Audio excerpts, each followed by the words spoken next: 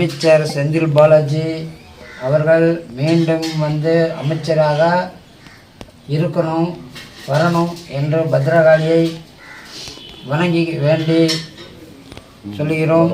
அவருடைய நட்சத்திரம் பரணி நட்சத்திரம், மேச ராசி. மீண்டும் ஆயுள் பெற்று நலமுடன் வாழ அருள்மிகு ஸ்ரீ சீங்கப்பதி வனபத்ரகாளி அம்மாவே அருள் புரிய ஆசீர்வதிக்க வேணும். ஓம் வனபத்ரகாளியே நமகா. ராஜேந்திரன், அயற்பட்ட ராஜேந்திரன், அமுத ராஜேந்திரன் அவர்கள் குடும்பத்தார் மீண்டும் மீண்டும் அவர்கள் நற்பணியை செய்து